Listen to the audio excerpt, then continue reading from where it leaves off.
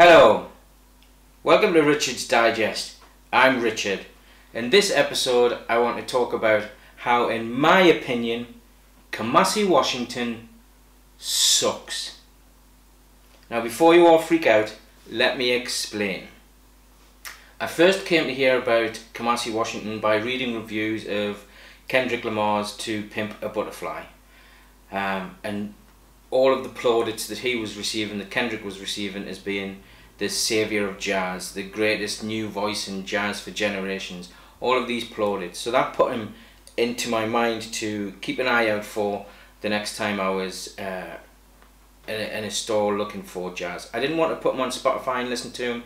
He was an artist that I pretty much knew I was going to enjoy listening to, so it was just somebody who was in my mind.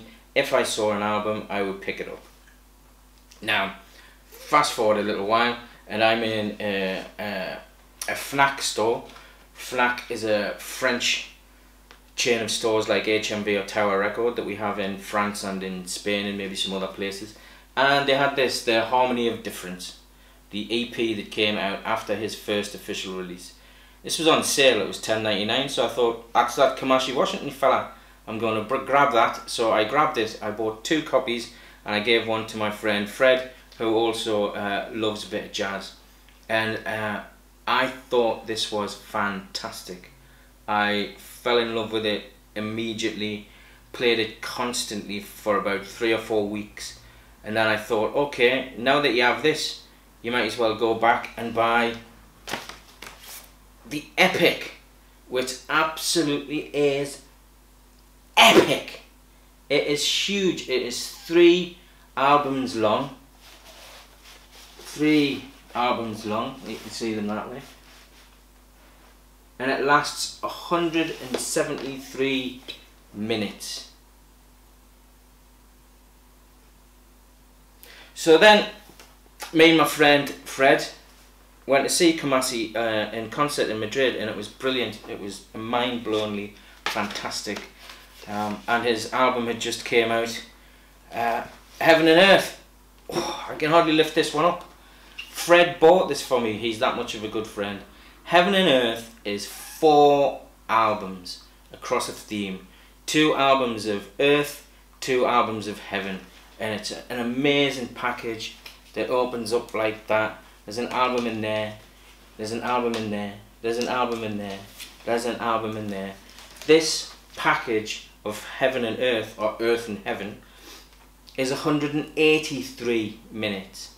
And on top of that, hidden in the middle here, is another EP called The Choice.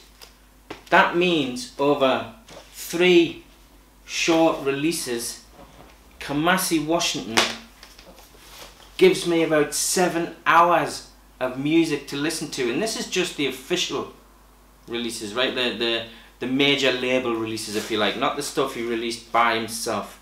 So the reason that I think Kamasi Washington sucks is, I don't have time, Kamasi! Just release 1 album, just release 1 or 2 at the most. Then I can put it on and relax and listen to it and flip it over. Yeah, I don't have time to listen to 1, 2, 3 hours of music in one go. And I'm in a Kamasi mood, so then, hey, let's stick this one on as well. Come on! It's just too much product. Relax. Chill out. This was damn near perfect. If this had another 3 or 4 tracks on, it would have been perfect. The perfect length. A perfect album. This stuff, as beautiful as it is overkill. Overkill. This is why Kamasi Washington sucks.